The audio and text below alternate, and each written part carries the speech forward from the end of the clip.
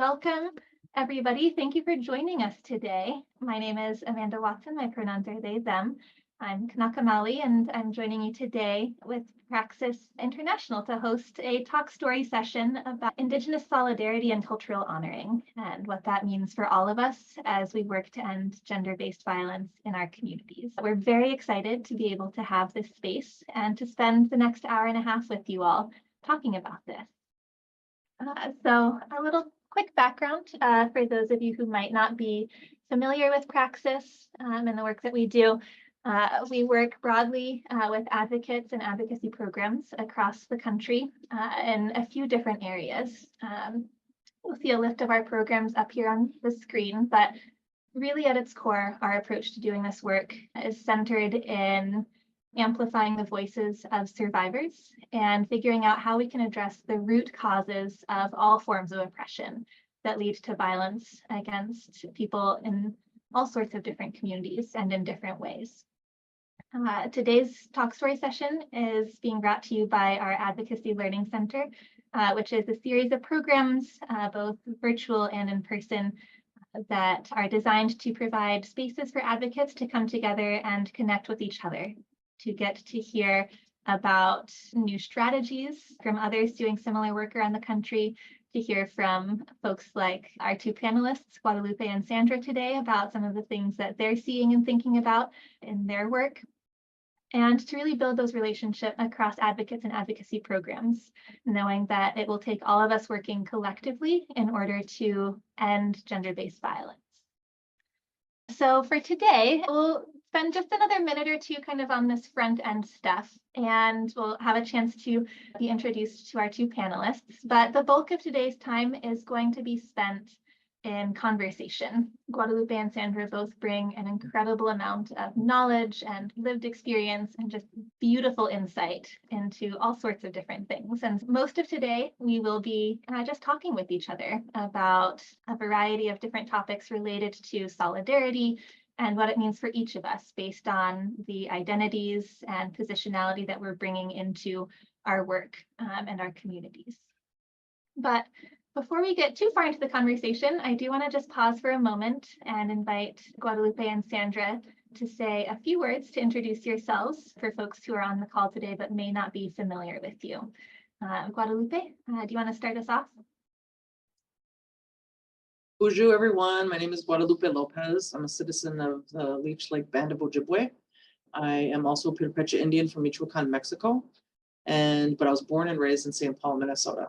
And so I am like the first generation, surviving generation of a boarding school era. My mother was a survivor of boarding school, and I'm first generation here from my father from Mexico.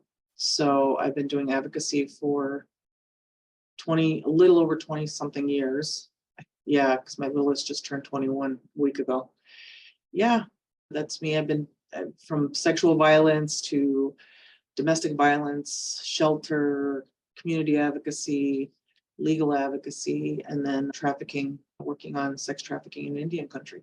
So did a lot of good stuff and met a lot of awesome mentors that helped pave the way for me to be here. So miigwech. Okay, thank you, Guadalupe. Sandra, how about you?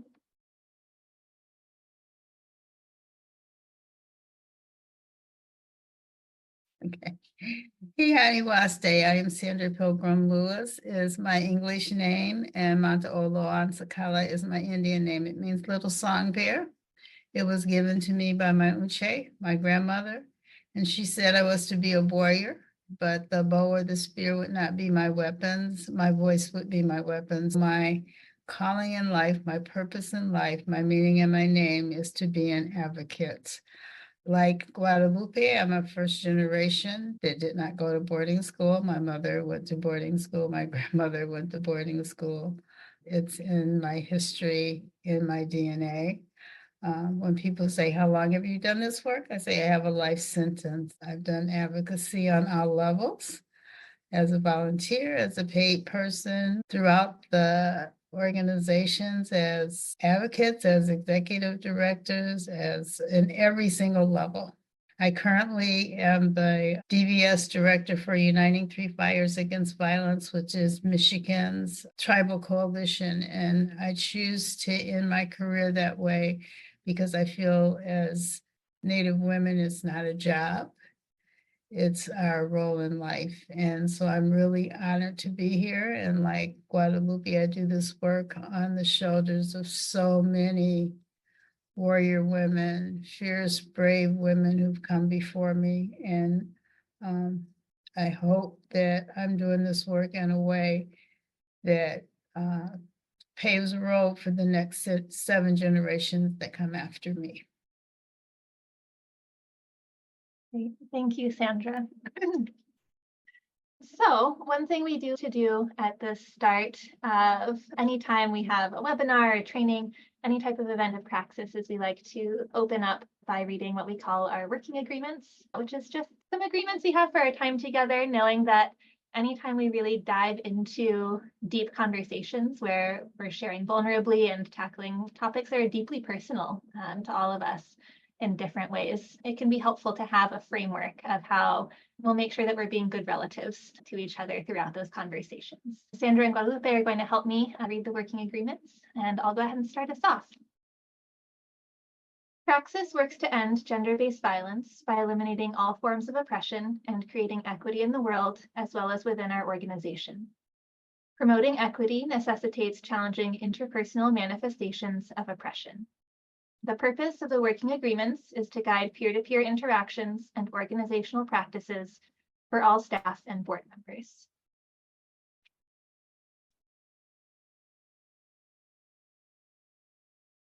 Guadalupe, you're muted.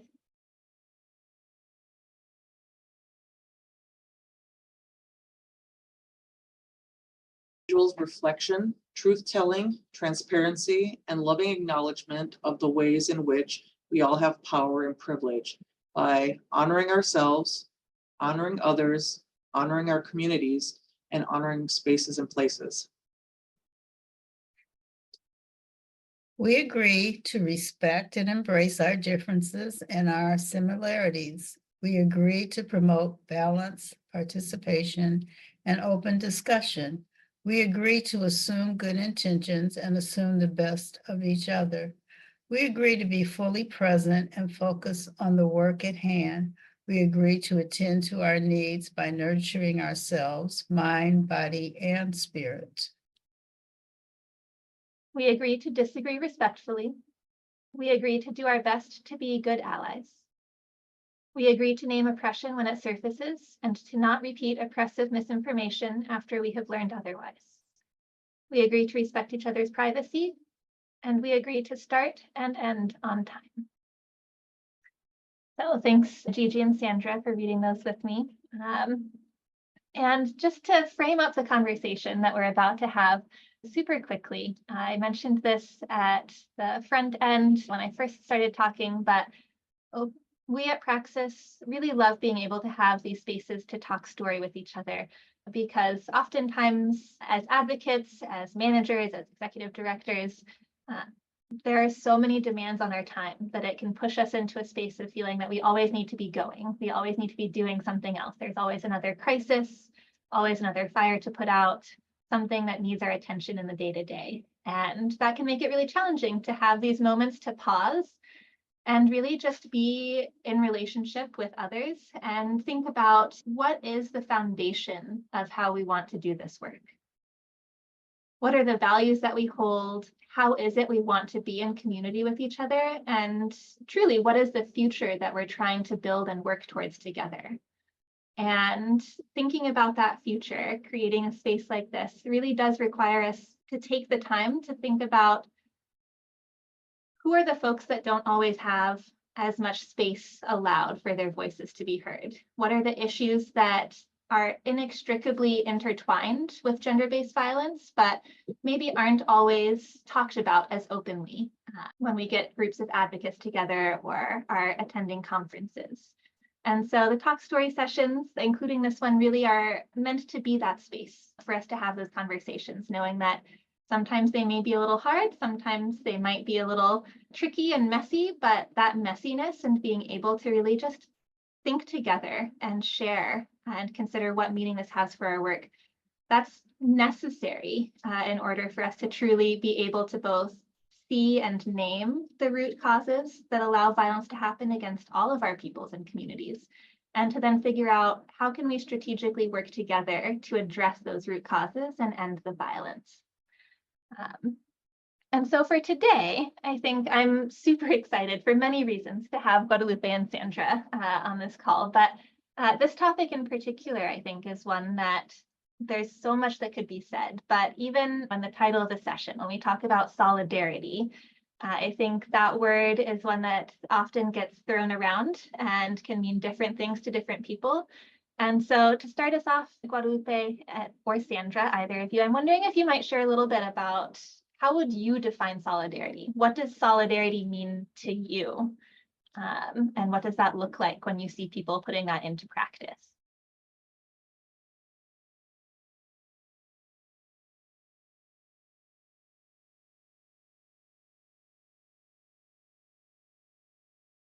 I didn't say where I work. I work for Violence Free Minnesota. It's a statewide domestic violence coalition.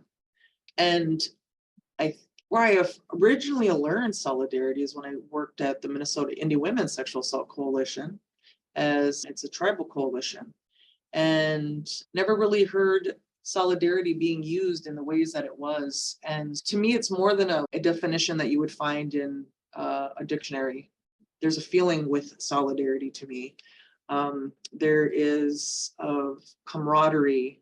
You might not always believe the same thing, but you are maybe on the same bookshelf in the library, right? You understand what you want to achieve, and understanding that not everybody has the same gifts, and as we should not have the same gifts, or else we'd be wanting to be doing the same things. Everybody has their own birthright gifts that they were given, and how do we utilize those to enhance the work and do it, and then also bring other people along who feel like, I haven't had an opportunity to work in that field or do that one thing, or however, whatever it is in solidarity you're looking for. In this case, we're going to talk about like ending gender-based violence or working to end relationship abuse. And a lot of times community members have a passion because of this. I personally don't know anybody where they have not been impacted by either sexual violence or domestic violence, like child abuse, all of these forms of violence. And so there's a passion to do something, so it doesn't even happen to another person, or preventative. So it's all of those things together. I think it's like gathering all the people that wouldn't necessarily either be in your circle too, find out what are the commonalities in that. And you will have disagreements because we are human, and we don't always see eye to eye. But how do you walk with each other with a common understanding of like, okay, I see where you're coming from. I like the working agreements that Praxis beautifully came up with. It's okay to disagree, but I think sometimes the habits of white supremacy that we are all like always entrenching ourselves with daily, whether we identify it as a white body relative or not, is they impact all of us, and they serve none of us, to tell you the truth. I'll stop there and pass it over to Sandra. Yeah, I was thinking about what I would say, and then I listened to Guadalupe, who always inspires me in so many different ways. And so I thought about when she talked about the commonalities and how do we walk and work with each other, really inspired some thinking for me. And I thought about the grandfather teachings, and I thought about the second one, fierce bravery. And then it took my mind to that March is Women's History Month. And I thought about Ida B. Wells. And Ida B. Wells was so prominent in the women's suffrage movement. And in Chicago, the women's suffrage movement was going to march. And Ida B. Wells was a Black woman, and all these suffrage women were white women. And they thought that they were working in solidarity. or partnership or allyship or whatever the buzzword was. But to do it in that way, they said to Ida just before the march was to start, Ida, you can't march with us because they've decided they don't want any women of color marching with us. So you can't march with us. You're okay, but you can't march with us for women to have the right to vote. And she said, okay. And she stepped aside. And that was not solidarity. But as they marched, she stood in the crowd, and when the Illinois contingency got up, she stepped out of the crowd and she stood in front of them and she marched with them anyway. In a visual way, she did solidarity just like Guadalupe just described it for us. You're right, Guadalupe. Solidarity means walking together with people who might not look like you or think like you or act like you or believe like you on an everyday basis, but you have something in common. If we believe that we want to end violence against women, that means all of us as women doing this together, not just Native women or white women or Black women or Latinx women or Asian women, but all of us as women. And so when you said that, Guadalupe, like always, you inspired me to think deeper and longer and greater. It just reminded me of Ida B. Wells and our grandfather teachings of fierce bravery to step out there and show you what solidarity looks like. It really means putting our fears behind us and stepping up and doing solidarity, even when people don't want us to do it. And that's what I think. Yeah, thank you so much to both of you for sharing all of that. And had so many thoughts running through my mind as you were both speaking. But one thing I would love to hear you say a little bit more about is both of you talked about how solidarity requires working across difference and with folks who you're not always going to agree with. Sometimes you might really disagree with them on certain things. And how do you still build a relationship, assuming that there is that still shared foundation of respect for each other's inherent worth and dignity as people? And so I'm curious what your thoughts are on how do you go about building relationship and connection meaningfully across difference? When are there times where, I think I've also heard from some other folks in similar conversations I've had about, like, oftentimes if a crisis event happens or something really visible takes place, and oftentimes there might be a flood of people suddenly saying, oh, we want to help, we want to connect, we're here, we have your backs. But then as soon as the media coverage disappears, those relationships disappear too. And yeah, I think thoughts about any of that. How do you go about building those relationships, and any reflection you have about ways you've seen it done really well or ways maybe you've seen it done not so well?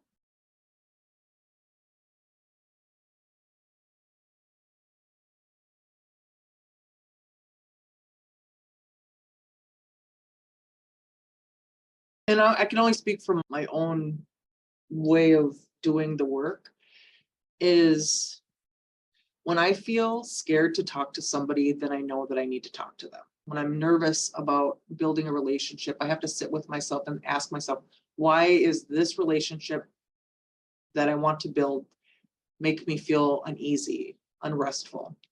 Because the ones that you can click with people, those are the easiest ones to make. Oh yeah, you know what, blah, blah, blah. It's the ones where we don't feel comfortable. They might be not out of our culture, out of our demographics, of however we identify. And I say, however we identify, whether that's political or religious or whatever it is. And you're just like, well, I don't know. You don't know because we need to know, like, we need to build the relationship and ask. And I think a lot of times people are scared to ask like 101 questions, I'm going to call them right now. I'm Native American. Not everybody knows a lot about, they have a lot of stereotypes about who we are, or they think we're all one tribe. Maybe sometimes they're like, oh, y'all live in teepees, or no, actually Anishinaabe lived in wigwams, not teepees. So it's asking, but people are embarrassed to ask. And there's a good reason for that, right? History has did a really good job on segregating us by race, by gender, by religion, like all the things, all those pillars of oppression that Praxis talks about and teaches at the ALC is ways that they have, that society has interrupted connection. What are some commonalities? And if you don't know any yet, be creative. If you know that your goal is to address and end gender-based violence, then that would be to talk to. And if somebody's against it, have a curious conversation. It is not anybody's job to change somebody else's thinking. You'll be wasting your time, I promise you. But you only have control of what your actions and your work. But it is also like being a good relative to sit down and talk with somebody that might not ever have that chance to have those conversations. And how I've seen it done bad is not having them, and making assumptions and just going with your assumptions. And even when you are having a conversation and you get an idea of, oh, they sound like they're not into what I'm saying, or then ask that, have a courageous conversation and ask that. It's better to always clear out and then to make an assumptions, because I swear that more than half of any misunderstanding that came from me and somebody else was me when I was assuming, or them assuming my intentions and my words. So having clarification. Yeah. Go ahead, Sandra. Yeah,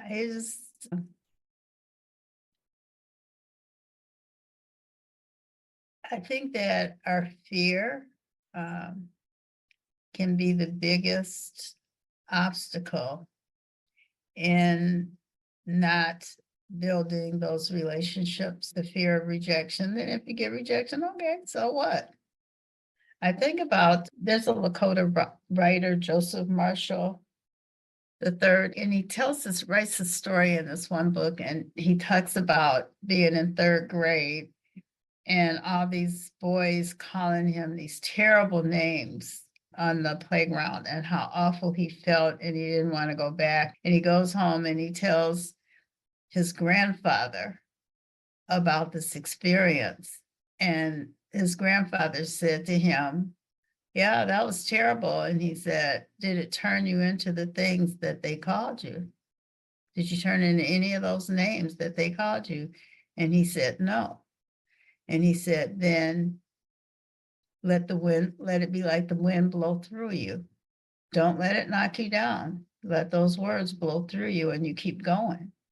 And so I think that when we try to make relations, because we have to do that, it was like Ida B. Wells, she could have just fallen down in the storm of the hurt when they said, you can't walk with us because you're a brown person.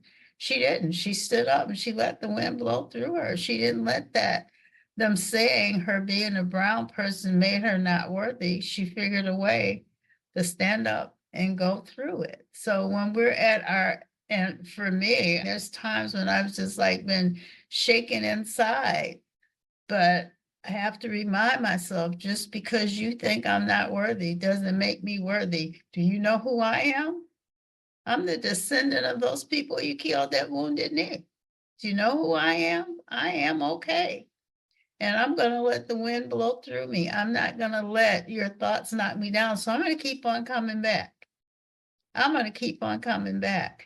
And so that's how we make those relationships. We don't get ugly and argumentative, because if we do, then they say, see, I told you, that's how they are. We keep coming back with information and coming back with opportunities. And then people have to buy into it. I'm a storyteller, so if you don't like stories, I'm sorry. I always tell stories to get my point across. There's an Anishinaabe story, Nana Bush and the Spirit of Winter, and they were saying it was so cold, it's so cold, and no one knew what to do. And Nana Bush went to the Spirit of Winter and said, why, you need to stop this. And Winter didn't want to talk to him, so Nana Bush cooked some food, and Winter didn't want any of it, but it smelled so good.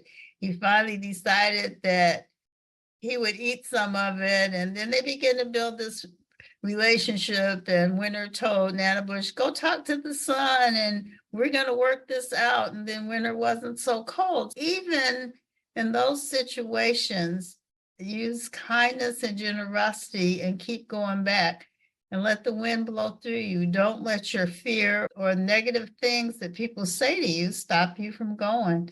But it's hard work. And a lot of times we're going to encounter things that don't feel good or that make us frightened, but just keep going. I also want to say, I love that you said that, Sandra, about the racism and microaggressions that people of color, Indigenous, Black, and other relatives of color feel. And in solidarity with that, whether we call it an ally or whatever, like could you be a good ally if you're not in solidarity with racism? That's a question to ask yourself and to have a conversation. If I didn't work at a culturally specific program for almost 15 years, I would have never had that much experience of working with my own Indigenous community. And on top of that, I'm just thinking of being able to talk with people of what that feels like and talking about what we needed from our non-Native allies. And a lot of people have the backs of and support our BIPOC communities. And I don't know, it's like, to use the word BIPOC is controversial in some spaces, but I think it's important. I would have never known and had the experiences of seeing that in action if I wasn't working in an all Indigenous organization, of what that could look like, because in how it needed to look. So now that I work in a mainstream state coalition, but I am still a Indigenous Chicana woman, I'm learning so much being in this space versus only working for Indian country and in Indian urban areas, of what it means to work in solidarity, because now I have way more relatives to work with. Not that I didn't when I was working at the tribal coalition, but it's way more now.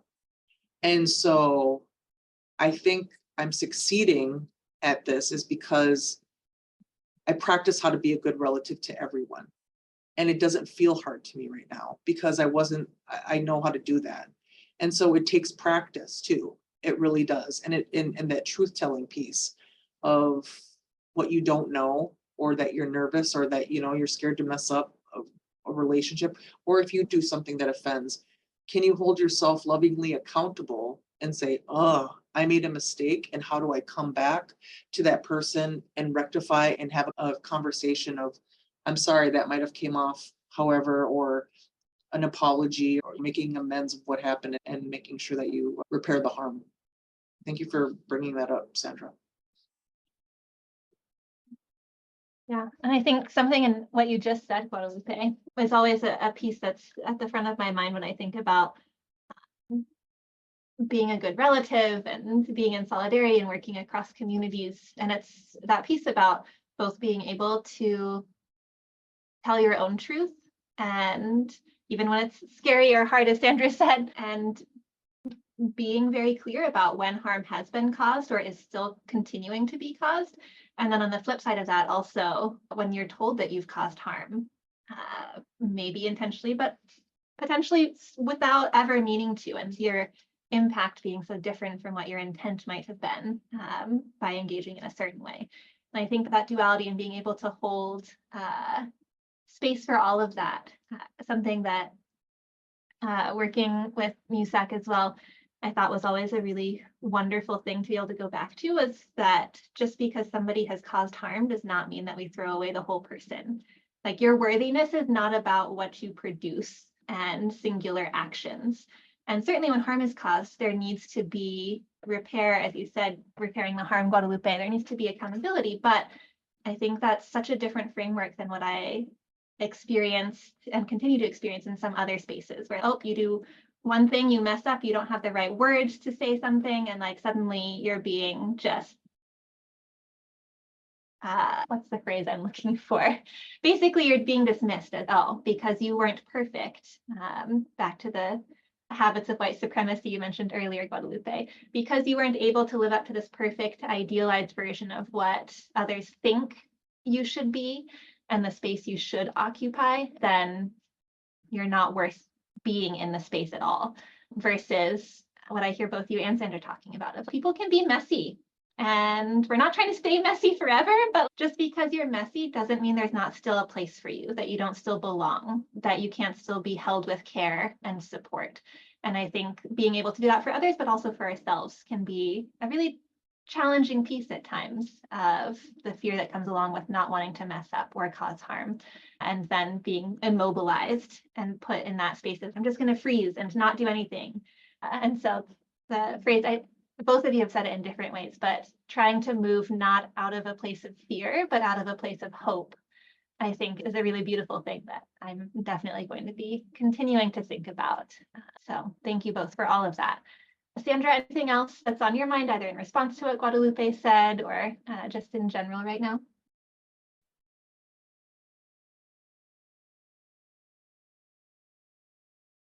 So I think I'm curious for both of you. You've touched on this a little bit, either through stories or a couple of examples, but would love to hear more about, are there specific strategies that you've used yourself or have seen others use to build those relationships, to be in solidarity with others? Because I think sometimes it can feel hard if you don't have the relationship already, if you're not in those spaces, how do you go about initiating that in a way that is respectful, where it doesn't feel like you're trying to forcibly put yourself somewhere that maybe it's not your space in certain cases, but still wanting to open the door for that relationship to grow? So any thoughts about how you go about maybe starting to build relationships where there haven't been relationships previously? I think you reach out and ask. It just, because it takes initiation from someone to do it. And I think that you just do it in a respectful way.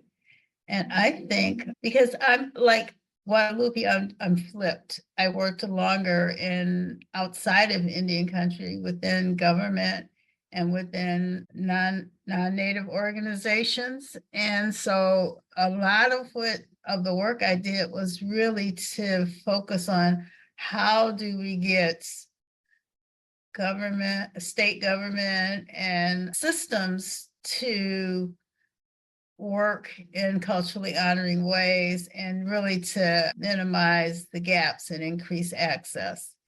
And so I always try to do it in culturally honoring ways. So I know that food is not important into the predominant society, but it is in my culture. And so I would always try to do it in culturally honoring ways that was honoring of my culture and of me as an individual, because I am who I am. And so in that, I always thought of, I think about the two grandmother teachings of kindness and generosity. And if I can let that lead my outreach and lead my engagement, it's really hard to be nasty to someone who's being kind and generous. But it's not always successful, but I always felt it was helpful, and try to find a common ground when you're engaging in those conversations. So that means extra work on your side.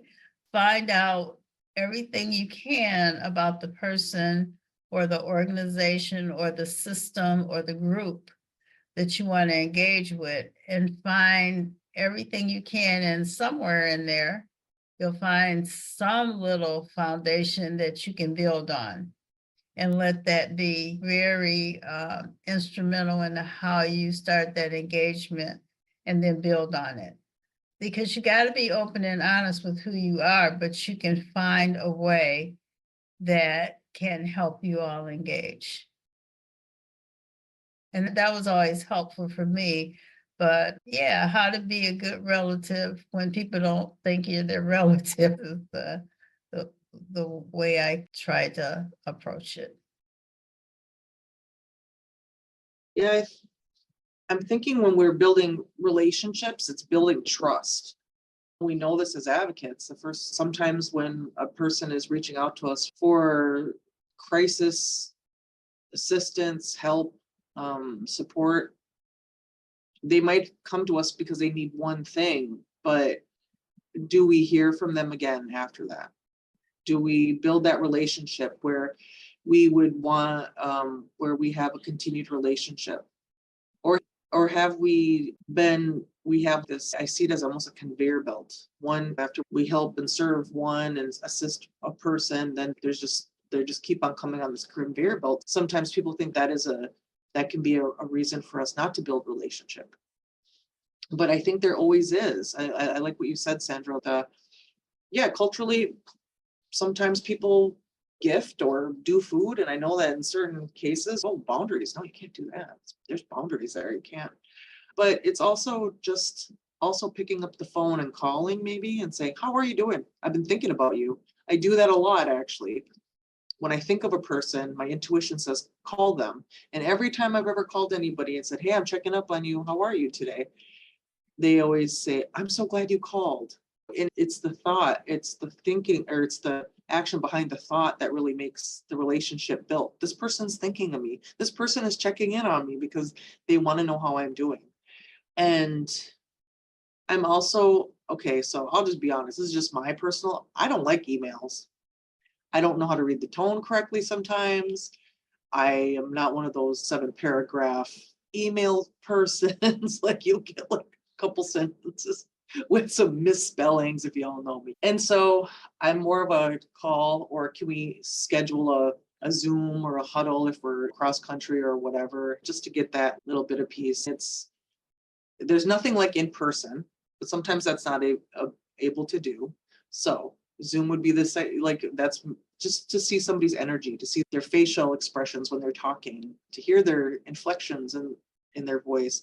Also, and I'm being very I'm also going to be inclusive to our deaf and hard of hearing relatives, of making sure that we make space to visit with those relatives and do work with our relatives that are from that community and do this work, and to be inclusive. So I just wanted to bring that in. I think I've never had anybody say, you know what, I don't really want a relationship with you. I've never came across that. They probably thought it, they just never said it to me. I don't know. But I just keep on trying. Because that's all I can do. And sometimes, here's another thing. Sometimes people are so busy because of the workload that they have that they might feel like they don't want a relationship with you. And realistically, that's maybe not what it is, but they're too scared to say, I'm too busy and I can't hold all the things that I'm holding right now. So they maybe don't respond as fast. So maybe be like, don't make assumptions, because that's not going to build a good relationship. And then, is there somebody else you could talk to that's in that organization or in that committee or that program or that organization that could be that has a little bit more time to visit with you if you needed to build a relationship? Yeah, and still giggling a little at, I think part of what I took away from what you were sharing, Sandra, was like, don't overcomplicate it. You don't have to have like a 20-page plan of, okay, here's everything I could offer in partnership and like all the things I'm gonna like. Sometimes it is enough just to start with the simple trying to make a connection and coming from a good place. And yes, do your homework. The internet is a wonderful thing to at least get you pointed in the right direction to learn about a program or sometimes a specific person you might try to connect with. But it doesn't have to be a whole ordeal. You don't have to have all the answers and everything already figured out, because you'll never have all the answers or have everything figured out. And then if you wait for that, you'll never build the relationship. So still giggling at, okay, keep it simple. It doesn't have to be a big production. And then, and Gigi, some of what I was hearing you say too is just the keep showing up, take the ego out of it. Don't get hurt feelings if you're not immediately best friends or welcomed in and showered with, oh, it's amazing to have you here. But just continuing to show up, that consistency and trust being built across 100 small interactions, those day-to-day little moments where it's not even anything big. It might not even be a conversation that's work related, but those are the little moments where you build that trust that then translates into the strength of the relationship, where then when something bigger does happen, it feels, yeah, this is the person I can call on. This is a person who is truly part of the community in action, not just in name or email, as the case may be. So both of you have mentioned a couple of things so far related to things that might differ for Native communities or survivors or programs, like food being a big part of things, of gatherings or events, gifting, Gigi, you mentioned as well. But I'm curious what other things might come to mind for you, pieces of what it means to be Indigenous, an Indigenous survivor, a Native advocacy program that maybe are not recognized or prioritized or seen as valuable and important to account for by mainstream programs.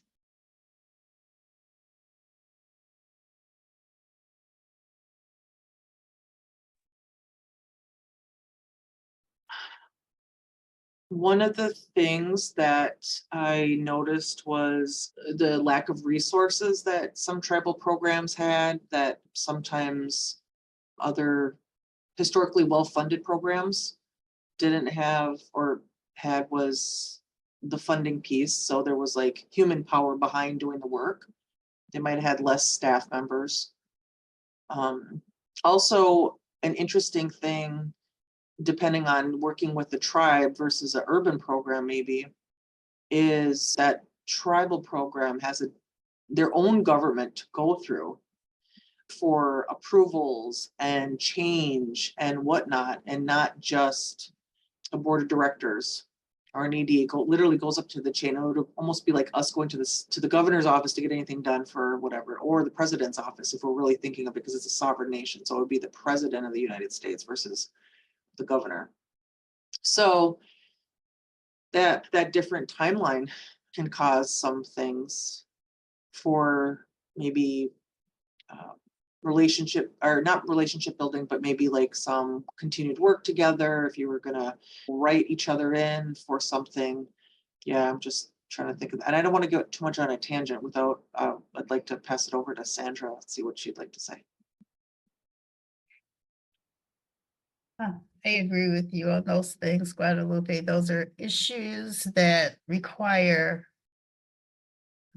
solidarity in how each state supports tribal programs and encourages solidarity between tribal and historically funded programs. That is a huge issue. And it's an issue that I did so much work on when I worked in state government.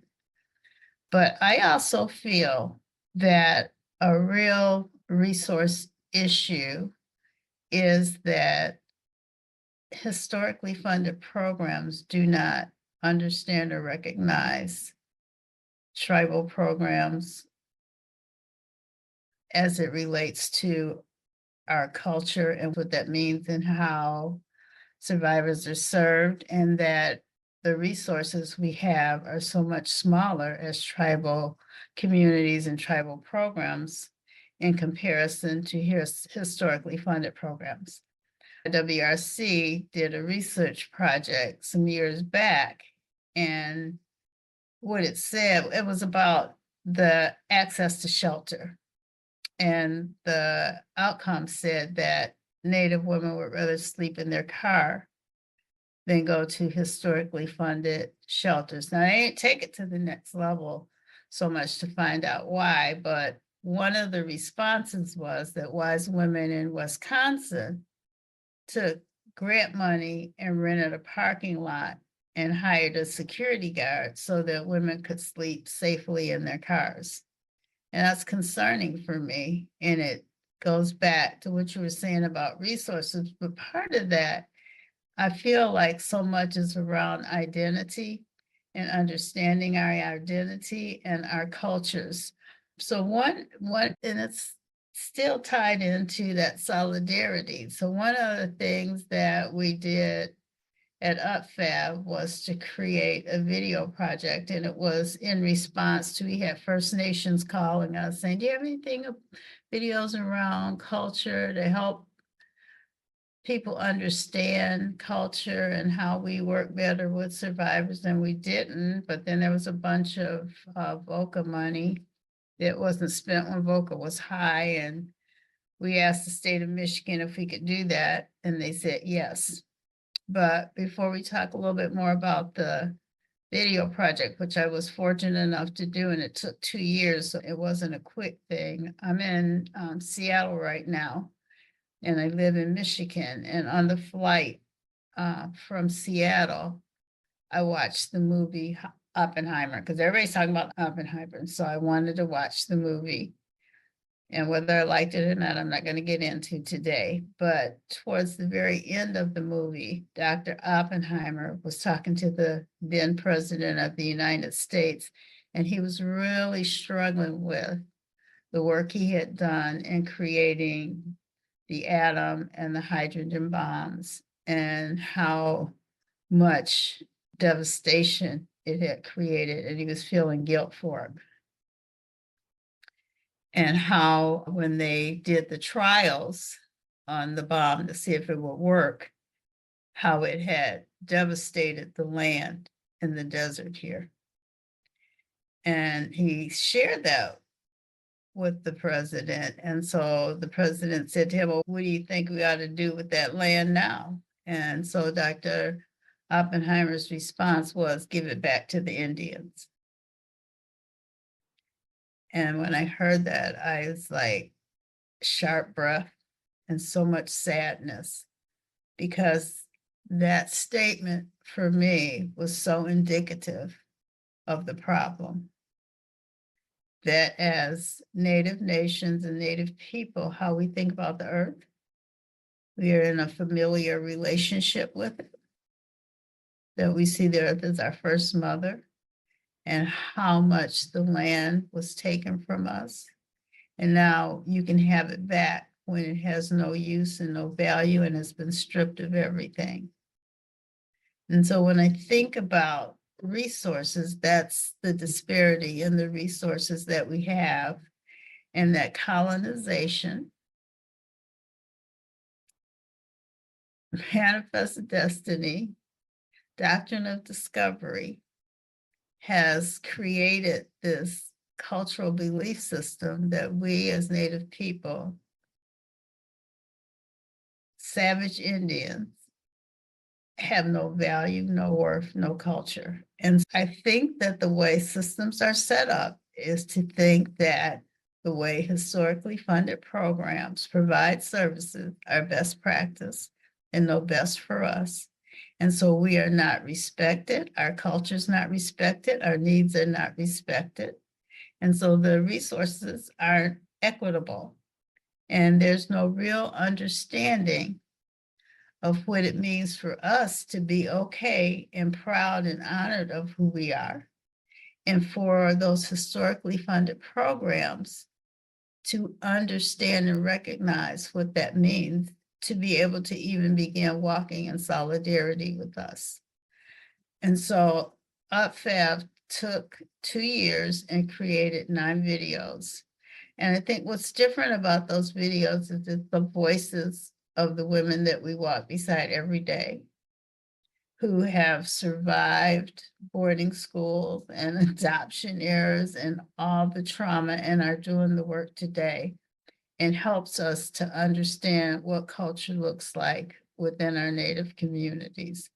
And so the hope of those resources is to help historically funded programs build their capacity to provide what that buzzword trauma-informed services are, and also to help our tribal programs, as scarce as they are, and our tribal communities really go back to, I see this billboard all the time that say culture is healing, culture is prevention, to help us build our capacity in those ways. So it's a topic that is so deep for me, that our resources are too small, that we are not seen or respected as sovereign nations. And when you talked about the timeline it takes to get something approved, makes many funding opportunities not accessible for us. And they say, it's competitive, you can compete with everybody else, but our tribal programs are not 501c3s when they're within the tribal nations. And then it continues to separate our urban relatives from our tribal relatives. And so we did do those videos, and they're on UpFab's website, and we're hoping that historically funded programs will look at them and get a better understanding of the culture and be able to really begin to provide trauma-informed services, which means meeting people where they are, understanding the history of the trauma, understanding that our sacred medicines are important to us, understanding our culture looks different. And yeah, I guess it went around the block and a long way, but I think that those things are important. If we're gonna think about being in relationship, providing trauma-informed services, doing culturally honoring services, that hopefully will think in that way, and then there won't be such disparity in funding and resources, and we'll be more open to sharing and doing things in a more equitable way.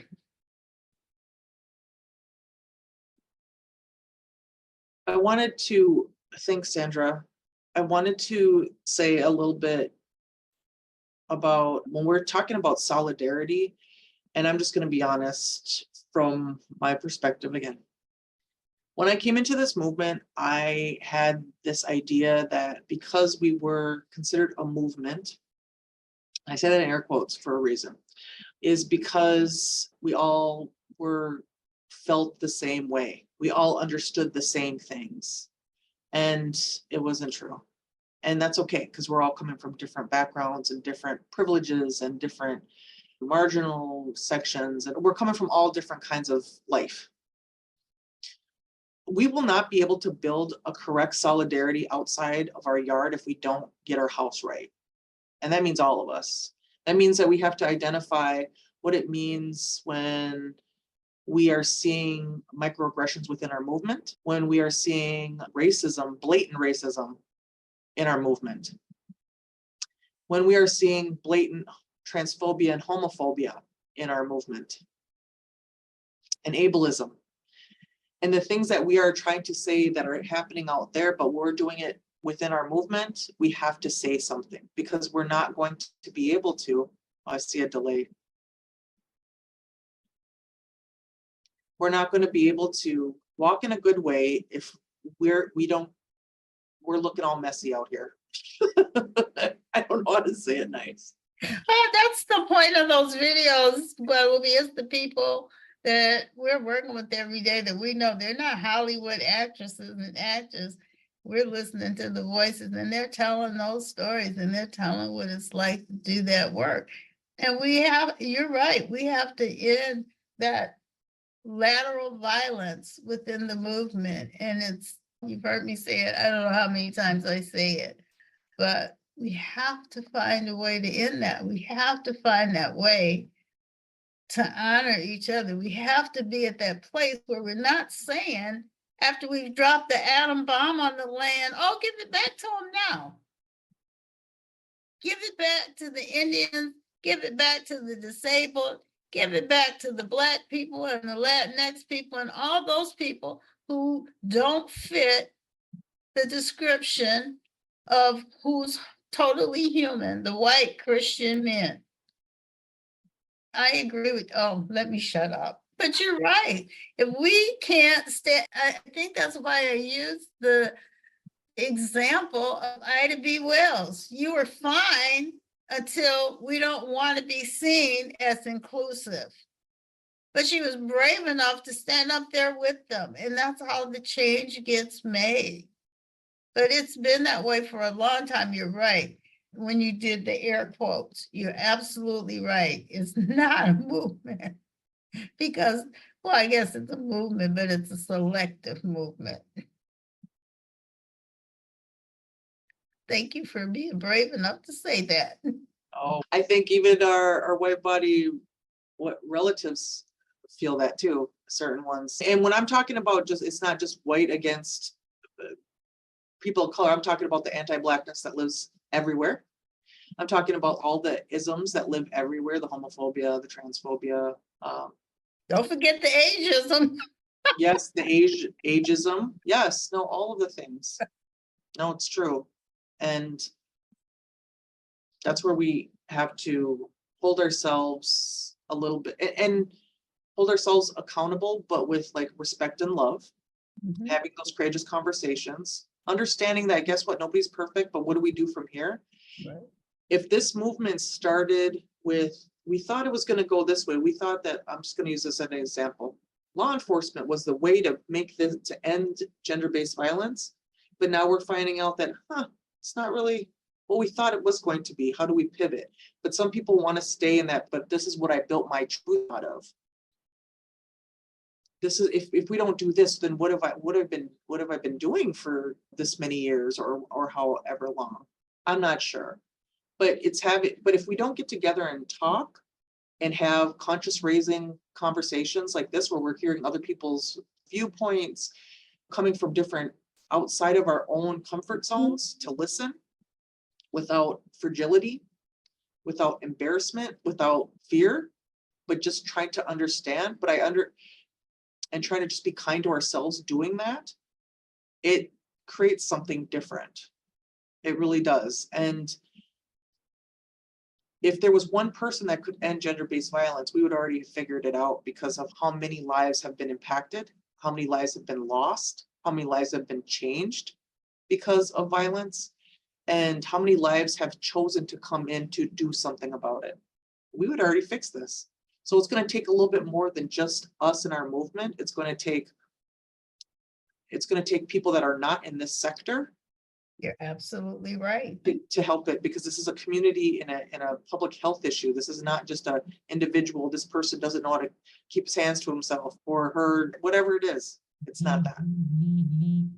You're absolutely right. It does. It's a community issue, but we have to learn to see that we are a community. And I think that's a piece that's been missing, that so many of us have been invisible communities, and in that doing so, we've not, and that's part of that lateral violence that you talk about, that we've not allowed ourselves to see, recognize, honor, respect, and celebrate who we are.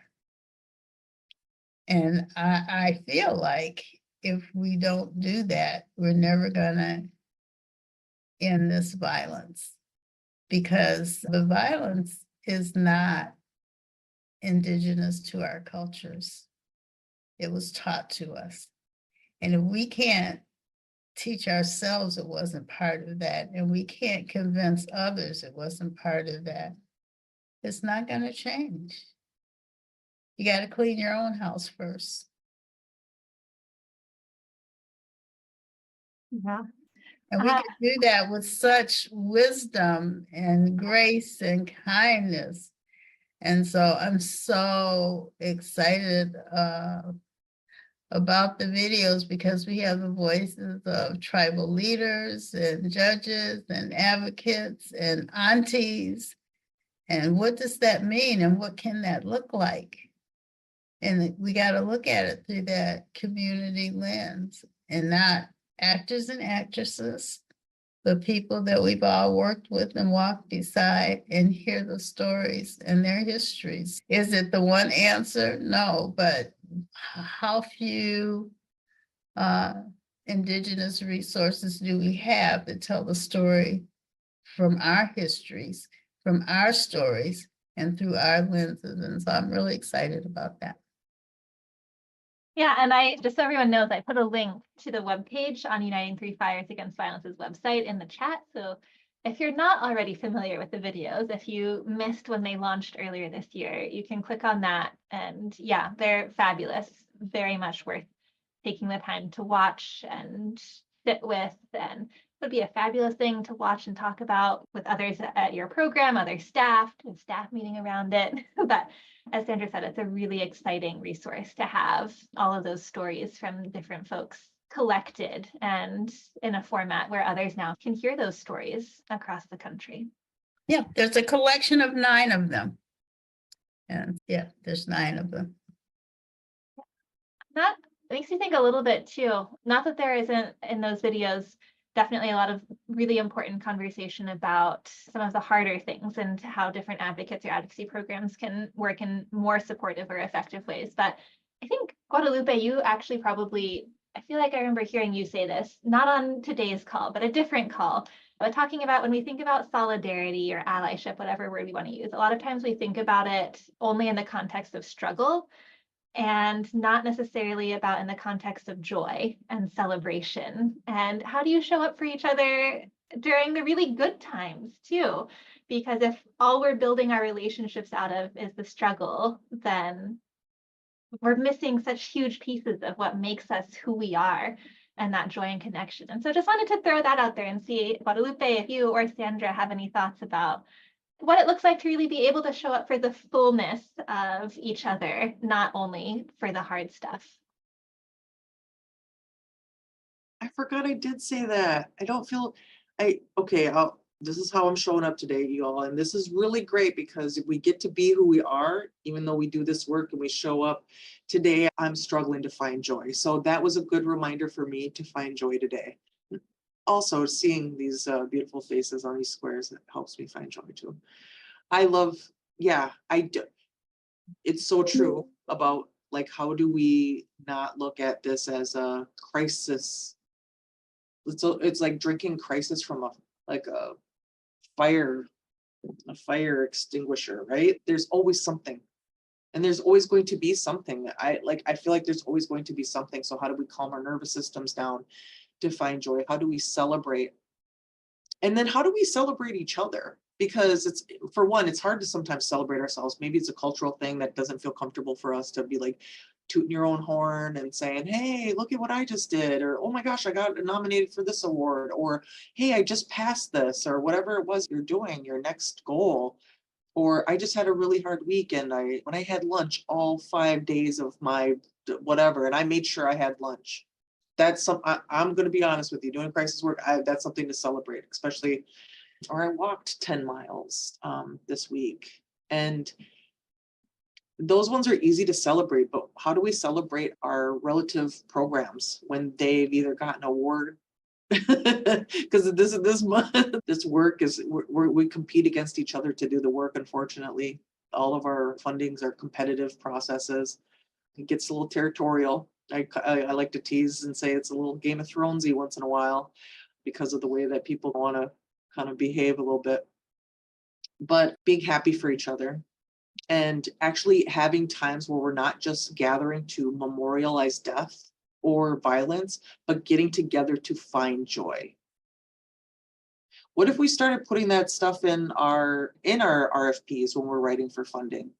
That we're getting together to celebrate and to find joy. It doesn't always have to be upon whatever, but if we're gathering community to say, hey, this is a safe space we're creating to understand, to come together in solidarity in a good way, and what will bring joy.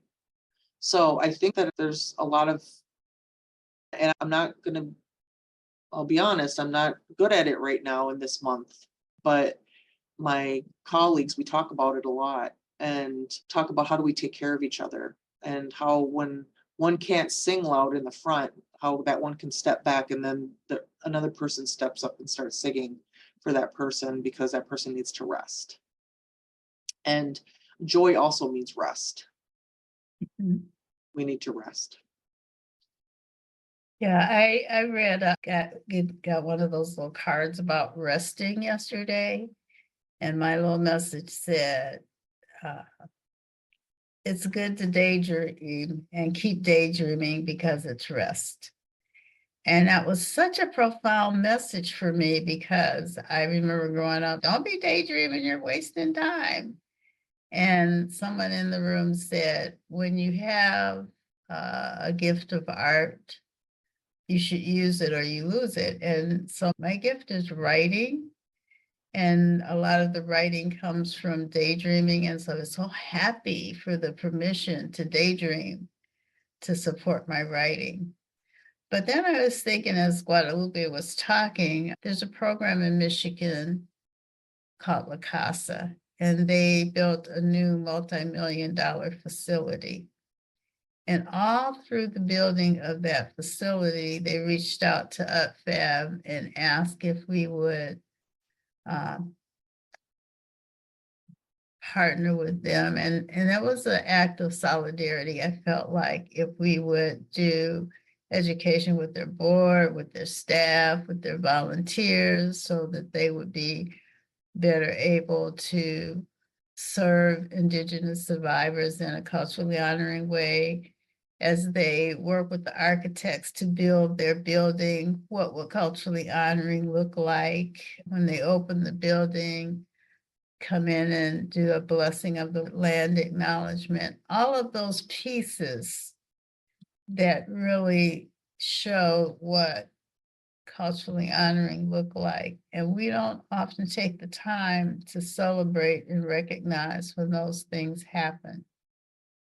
And in the state of Michigan, when they did the culturally specific funding and took away that competitive grant writing and said, we have 5 questions and we're going to have our culturally specific person come to your community and talk about what your needs are, and then we'll match our funding streams with what your needs are so we can support you as a community. That was really something to celebrate, because it hadn't happened before, because then the money wasn't competitive between the tribes, nor was it competitive between the tribal programs and the historically funded. And I think that sometimes we get so tired because we forget to see that some progress has been made. And it doesn't just happen in Michigan and with those 2 examples, but we forget to celebrate. And when we don't celebrate and we deny ourselves the ability to daydream, then we can get so tired and so burnt out. And I'm really old and I have to be reminded of those things, or I can't keep doing this work. And there's so much more to do, and there's so many things that haven't been done. But if we don't stop to celebrate and honor each other, oh my gosh, what you said, Guadalupe, is so right. We need to be able to celebrate and honor each other and remember the person whose voice is tired can go to the back and rest and let someone else come up and sing, and really celebrate that we have other singers. There's not just one singer. So I think that's an important message for us. If we don't share anything else for people to take away today, is to remember to celebrate.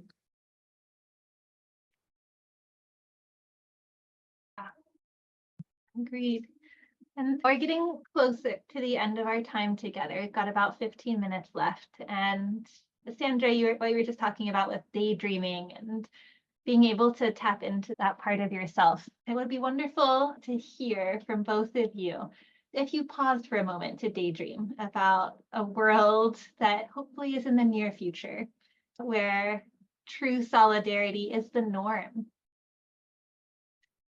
What is one piece of what that world might look like? It could be a particular moment or how an interaction might go. It could be something that you're like, solidarity would look like this, like that world, it would just happen in this way.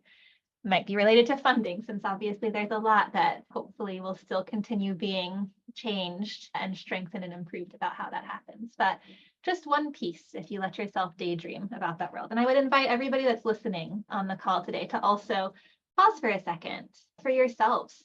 And you could do it right now. You could do it after the call is done today, but just take that moment to reflect and let yourself think creatively and hopefully and joyfully about what is it that we're working towards, and what is one kind of even small concrete way that might look in the future. If either of you have something right off the bat, feel free to jump in. Otherwise, you can take a moment to think and then share when you're ready.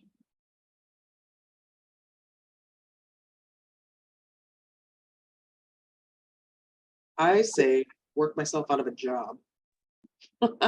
That's that was like that's the point of like but also like maybe this work transforms differently.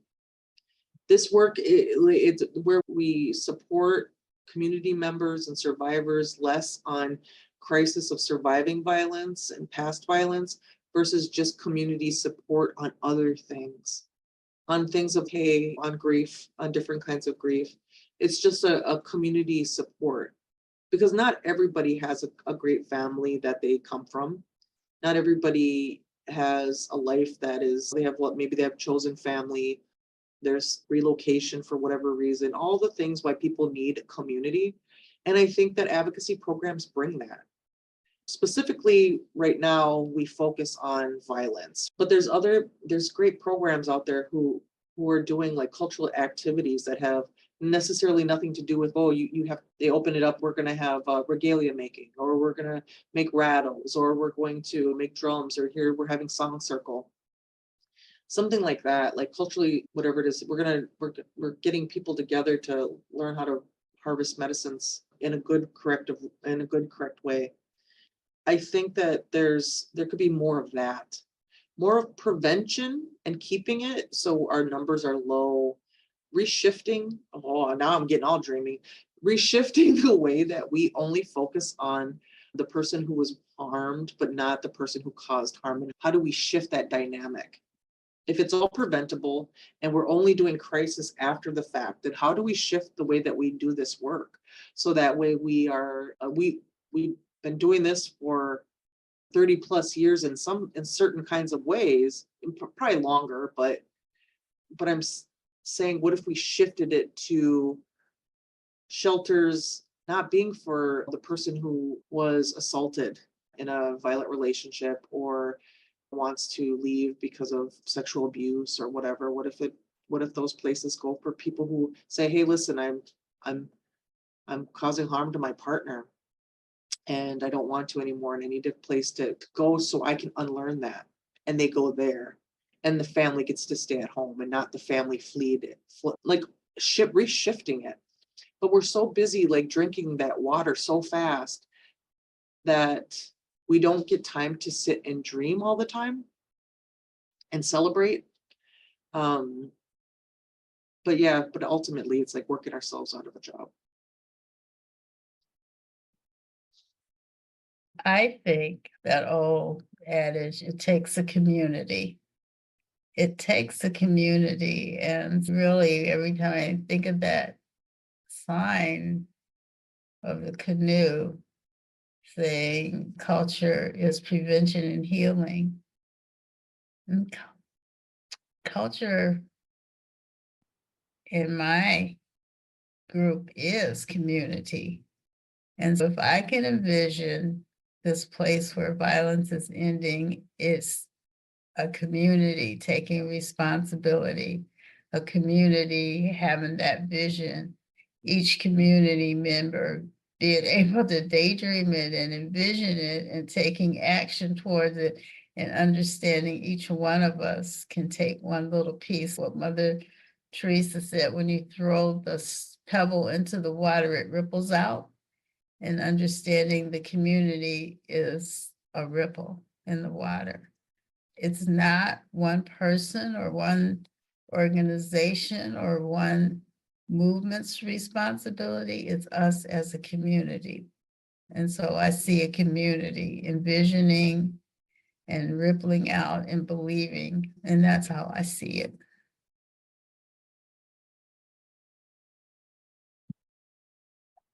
Give it 1 second, Guadalupe, your audio. Say what you just said because your audio. Oh, sorry. And one last thing is having all systems believe survivors. Like right now, there's so many systems that are like, prove to me that this happened to you. Prove to me that this. So until we get to the end point of like really ending it and working ourselves out of a job, that our systems believe survivors. And so to the point where we don't have to use our efforts and our resources to constantly teach them to do that. Gotta make systems know they're part of the community. Mhm. Yeah, we could have a whole other, maybe we should have a whole other talk story about how do you create systems that reflect and center the community and what the community looks for rather than doing their own thing separate from and siloed off of the community. But thank you so much. I'm seeing some messages coming in the chat thanking both of you as well. But we really appreciate having both of you take the time out of your days. I know both of you are incredibly busy doing lots of fabulous things. And so one final short question for both of you. In everything we've talked about today, in the daydreaming and the visioning of this beautiful world where the community is really pulling together, what is one action, big or small, that you would say everybody who's been on this call today could take that would move us even a tiny bit in the direction of that world? Be open. Be open to learning something that's different from yourself, outside of yourself, and making that connection in a meaningful way. Yeah. We're still in a pandemic, but we are in a different space in that pandemic. And I know how hard you all worked. If you need to rest and how do you get to rest without guilt, how do you do that? That's one thing I want you to do, because you will be no good to anybody if your cup is empty and dry. And I'm speaking from experience. And without guilt. And I love what Sandra said, is make a new connection that you never thought you'd make, and and maybe give yourself a goal, one new connection a month, and really foster that. Don't overdo it, you know what I mean? But just make one extra connection a month to try to foster for the movement in a different way that's outside of the normal circle that you work in. How do you bring a new circle in? And see what that does for your community. On that note, I hope everybody who's been able to be on the call with us today, thank you so much for joining us and for being in this space with us for this conversation. Hopefully there are some pieces that connected with you that you'll be able to take back with you to your days, to your programs, to your communities. If you have questions or need anything else, you're always welcome to reach out to us here at Praxis. We're always available for a conversation or a new connection if perhaps you're somebody that we haven't had that opportunity to build a relationship with in the past. So thank you again so much, Sandra and Guadalupe. Deep gratitude for all of the work that you do and for being here and being willing to spend some time just talking through things with us. With that, we'll go ahead and conclude today's call. Thank you, EA, and our interpreters also for helping make this call happen. And hopefully everybody is able to go and get a little bit of rest, maybe do a little daydreaming tonight. Thanks, everybody, and hopefully we'll see you soon. Bye.